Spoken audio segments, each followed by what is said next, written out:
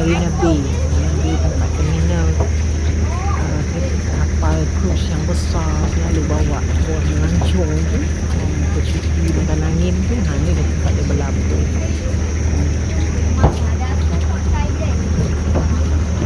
Kaki kena tak kaki berjalan pijak floor jalan tu kayu ataupun papan ni tolong nak tengok kapal perang